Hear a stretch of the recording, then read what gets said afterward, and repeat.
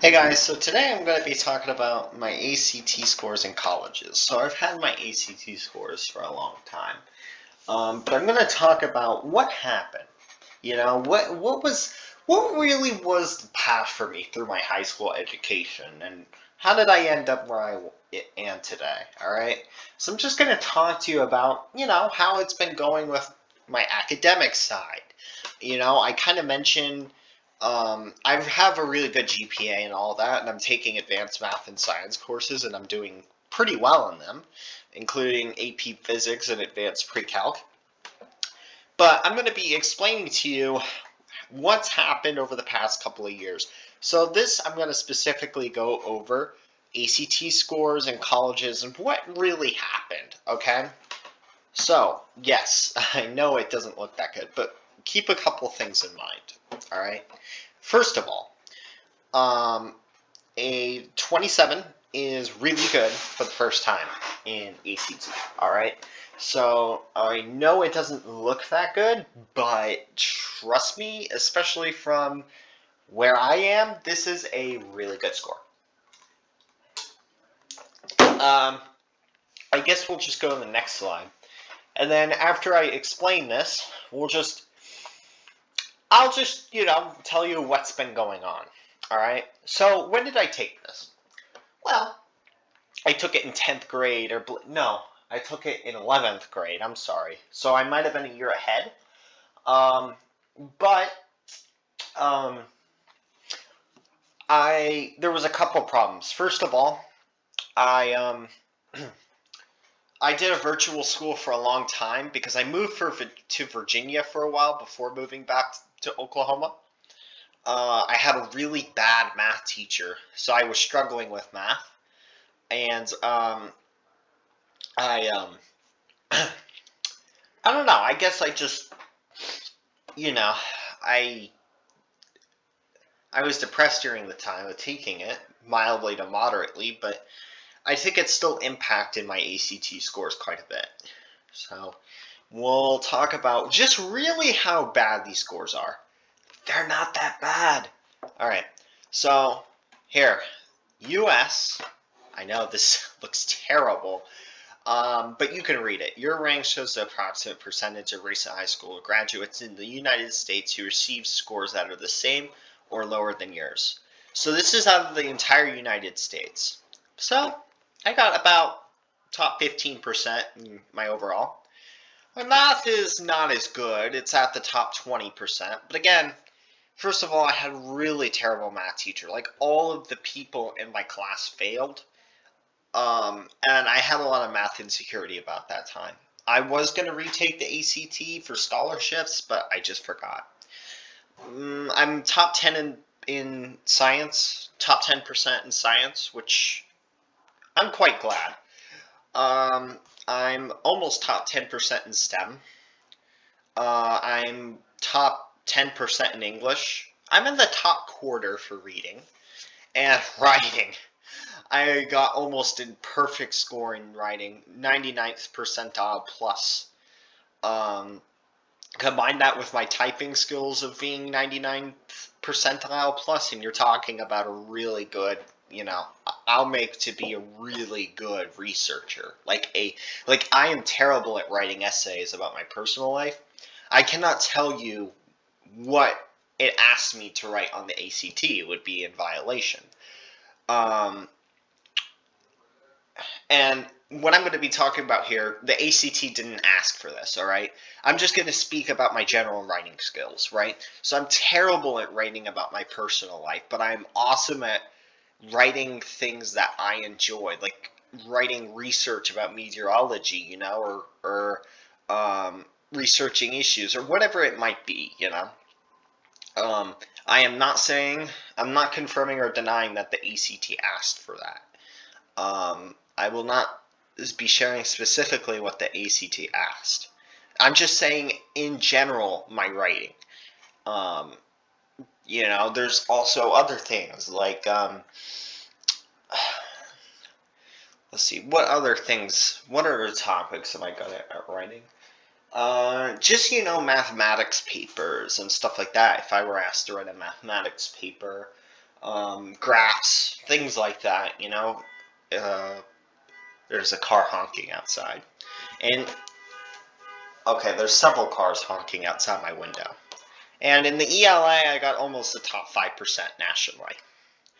But these might not look so good for scholarships. And you would be right. Yes, it does look like I'm quite talented, and you'd probably be right.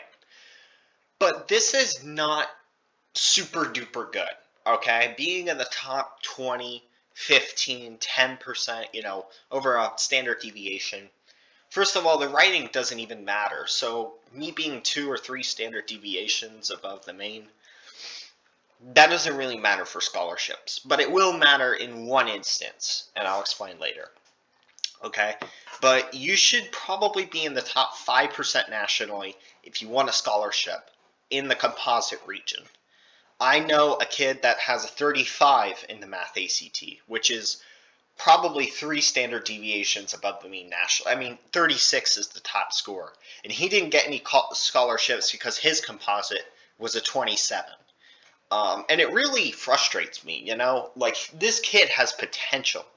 He doesn't even have to study for the math class, and he's in AP Calculus. He doesn't even have to study. Him and I are good friends.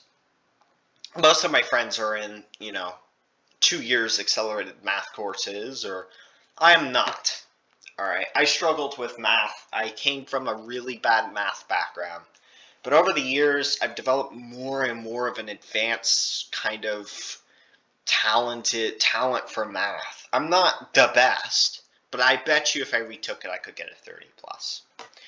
Moving on to the state ranks, and this is where things start to get, you can see, because I spent the majority of the time in Oklahoma, I think it's fair to say, I only spent a few years in Virginia. I think it's fair to say that the state rates should also be considered, right? Because I grew up in a state and I'm significantly above the population in the state in percentile. So here are my state ranks. So, as you can see, almost the top 5% nationally for composite. The top 10% for math. In STEM, top 5%. English is top 5%. Reading is 15%, top 15%, almost top 20%. Writing, again, is in the 99th percentile. And ELA in general, top 2%, or 2 standard deviations. Now, what happened after, what did I get, right? What did I get from my ACT and my college scores? Or my ACT scores. What happened? Well, a couple things happened. A couple surprises, a couple not surprises. Unsurprisingly, I didn't get many scholarships. Again, these look fantastic, you know, you could even consider me somewhat gifted in these categories. But these aren't not actually that good. They're not insanely good, you know? Like, there's only a few scholarships. I got one scholarship for a couple $1,000s to X college. I'm not telling you which college I'm getting admitted to. I got a couple $1,000s, all right? My major is going to be meteorology. So, yeah. So, the math and science, I'm not really concerned about my skills because, you know, 81st percentile, that's in the top 20%. That's 1 out of 5 people. And that's 1 out of 10 people in the state. I have, and not only that, but my math is way better now. It's way, way better now. I would even say, you know, it's better. It's kind of like inflation, right? Like, you think about inflation. Like, you need more money to keep up with the inflation as it keeps growing. I would say that I'm ahead of that. So, yes, I got advanced pre-calc, and that set me for a lot of math skills. But I would say that I've developed past what is expected. Like, I jumped past what is expected of me.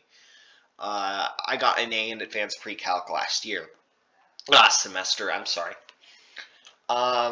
So let me tell you a story about math, all right? I used to get C's, all right? And I strongly believe that if you are struggling in math, you can get better at it. You know, I went from homework dependency to not even having homework at home because I was able to finish it after class. You know, that kind of stuff. So you can always become better at something if you try.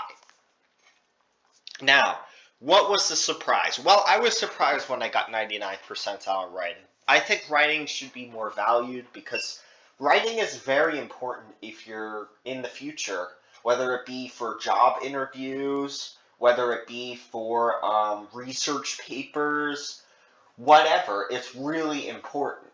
Okay, so yeah. Um, mm. So yeah, it's really important. Um, writing. So what happened? Well, I got contacted from some good colleges like West Texas A&M, which is basically equivalent to A&M. You know, Oklahoma University.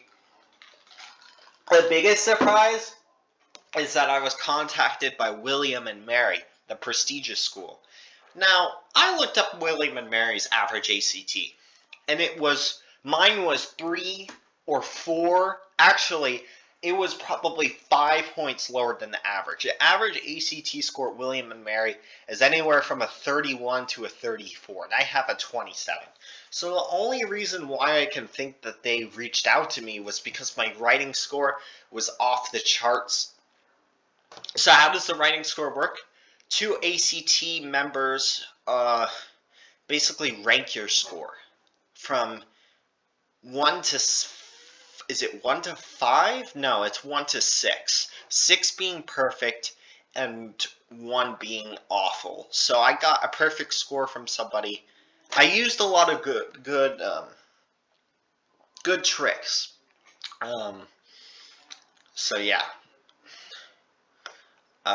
I got admitted into a college for meteorology. I'm going to be writing research. I have the typing skills, I have the writing skills, I have the English skills, and I have the STEM skills to do so.